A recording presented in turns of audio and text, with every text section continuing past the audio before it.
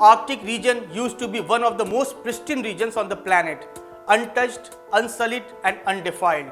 But now it is slowly becoming a new focal point of geopolitical conflicts, a game of ruthless one-upmanship and an area caught up in attempts to mark new sphere of influence between major superpowers. Russia, China and USA have been involved in a bitter battle to have a piece of this cake.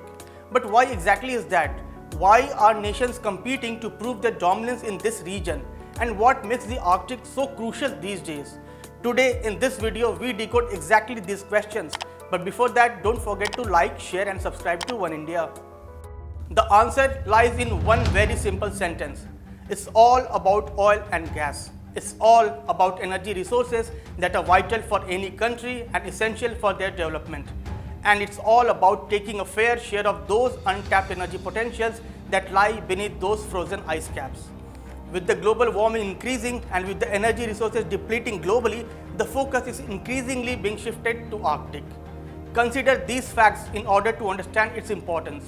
Arctic's undiscovered reserves is estimated to be around 90 billion barrels of oil, 1,670 trillion cubic feet of natural gas, and 44 billion barrels of natural gas liquids. These resources amount to almost 22% of the undiscovered resources in the world that can be harvested using existing technology. It also includes 25% of the global reserves of rare earth elements mostly buried in Greenland. And that precisely is the reason for global melee in the Arctic region. Russia is the dominant power with the longest Arctic coastline, half the Arctic population and a full-fledged strategic policy. And it has been wanting to position the northern sea route as an alternative to Suez Canal for commercial shipping as the ice cap further melts in future. Russia claims the NSR falls within its territorial waters and it anticipates huge dividends from commercial traffic, including through the use of its ports, pilots and icebreakers. And other nations are at least a decade behind when it comes to them being even close to the capability Russia has in the Arctic region. Russia is the only country that owns and operates nuclear icebreakers here. Just last week, Russia launched another nuclear icebreaker in the region. Since 2005, Russia has also reopened tens of Arctic Soviet-era military bases, modernized its navy and developed new hypersonic missiles designed to evade US sensors and defenses. Then comes China in the picture. In its Arctic policy published in 2018, China had proclaimed itself as a near-Arctic state that raised eyebrows and justifiably so. Arctic is a part of China's Belt and Road Initiative and it has become a sort of China's 21st century maritime Silk Road under the Polar Silk Road notion. Beijing's aim is to build a Polar Silk Road in this region, thereby linking Asia and Europe through logistics and transportation channels traversing this region.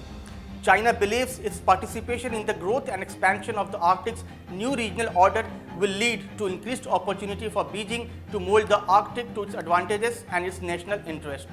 As part of Beijing's effort to wean off coal dependence for power generation and to bolster its energy security, in December 2019, it inaugurated the 3,000-kilometer-long Power of Siberia natural gas pipeline that linked Russia's Siberian fields to northeast China.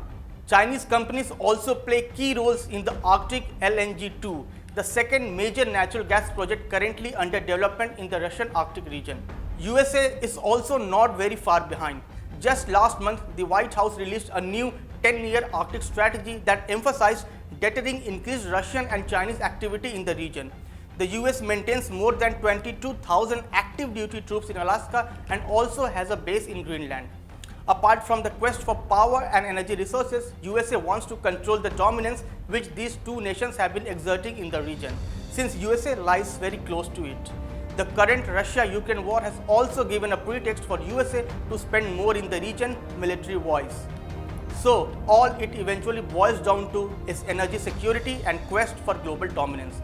And that has all the potentials to destroy this hitherto pristine region. We hope you would like this new video. Thank you so much for watching.